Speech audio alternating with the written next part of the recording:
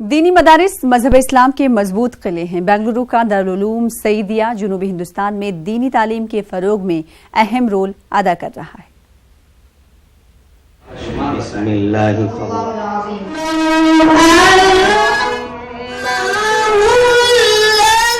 बेंगलुरु का दारुल उलूम सईदिया कुरान और हदीस की रोशनी को दूर दूर तक फैला रहा है। तकरीबन 30 साल कबल इस मदरसे ने अपनी खिदमत का आगाज किया। साल 2019 के सालाना जलसे के मौके पर 22 हुफ्फाज की दस्तारबंदी अमल में आई। रियासत के अमीर शरीयत मौलाना सगीर अहमद रशादी ने हिफ्ज की तकमील पर तलबा को मुबारकबाद पेश की। साथ ही ये नसीहत की कि वो जिंदगी भर दीन के परचम को बुलंद करते रहें। असातिज़ा ने बड़ी मेहनतों और काविशों के बाद इन तलबा को तैयार किया है। अल्हम्दुलिल्लाह ये मुबारक हो और मैं इन बच्चों को नसीहत करता हूँ कि वो अपने हिफ्ज़ कुरान पाक की हिफाजत करें और इसका लिहाज रखें।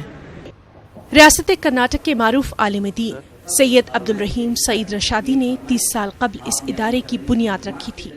उस वक्त माह रमजान के दौरान मसाजिद के लिए हुफ्फाज का मिलना बेहद मुश्किल था, लेकिन इस मदरसे ने 400 से ज्यादा हुफ्फाज को तैयार करते हुए शहर बेंगलुरु और दीगर इलाकों में हुफ्फाज की कमी को बड़ी हद तक दूर कर दिया।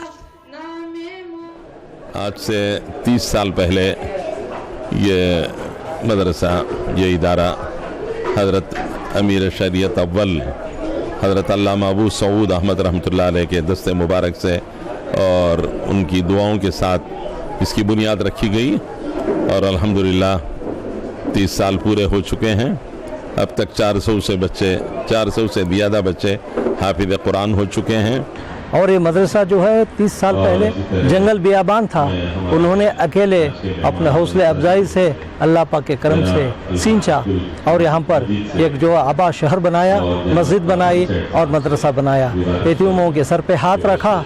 अब लोग हम सब कुछ पाके खो जाते हैं आखिर में, लेकिन यहाँ पर सब खो के यतीम बच्चे सब कुछ पा लेते हैं।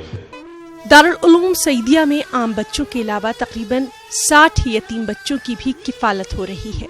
और दिलचस्प बात यह कि माह रमजान के दौरान ज्यादातर दीनी मदारिस के लिए छुट्टियों का ऐलान किया जाता है, लेकिन इस मदरसे में रमजान के दौरान भी बच्चे रोजों के साथ साथ पढ़ाई में मसरूफ रहते हैं।